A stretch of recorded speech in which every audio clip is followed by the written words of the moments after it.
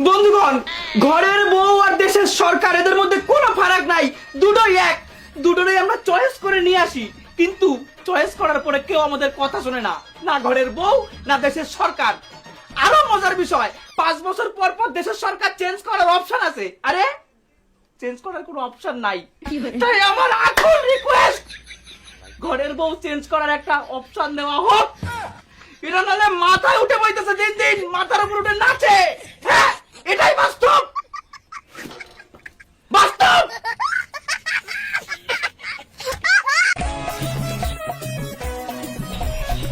মা মা, আজকে আমি তোমার সব কাজ করে দেব। আজকে তো সব টাকা তোর বাবাই নিয়ে গেছে। ওহো, আজকে তো আমার টিউশন পড়া আছে, আমি তো ভুলেই গেছিলাম।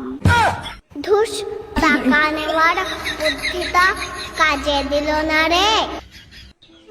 শোনো, আমি তোমার স্বামী, তুমি আমার স্ত্রী, তুমি আমার কথা শুনে চলবে।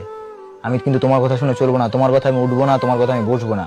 আমার যা মনে হবে আমি তাই করবো, এটা মাথায় রাখবে। এই বাড়িটা আমার টাকায় সংসার চলে, তাই আমি যা বলবো সেটাই হবে। তোমার কথা শেষ কথা নয়, আমার কথাই শেষ কথা।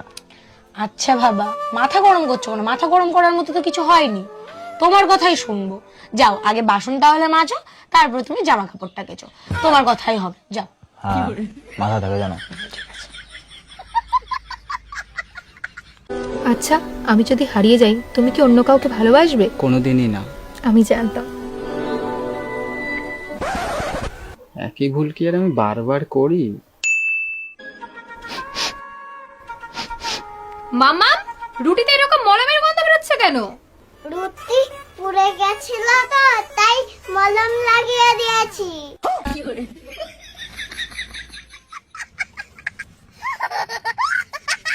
এই তোরা কি করছিস রে? আমরা রেলের প্রস্তুতি নিচ্ছি, আমাদের ডিস্টার্ব করো না তো। ওপরওয়ালার নামে কিছু দিন, অনেক দিন খাই না। ওপরওয়ালা আপনাদের ভালো করবে, কিছু দিন।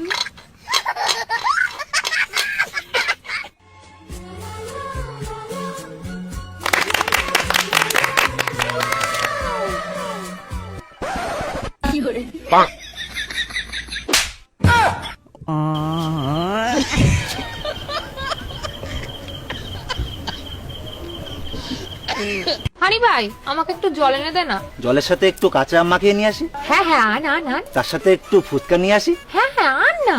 তার সাথে একটু তেঁতুলও নিয়ে আসি। তেঁতুলের কথা শুনে তো আমার মুখেই জল চলে আসলো। জিভে জল চলে এসছে না? তাহলে ওই জলটাই খেয়ে নে।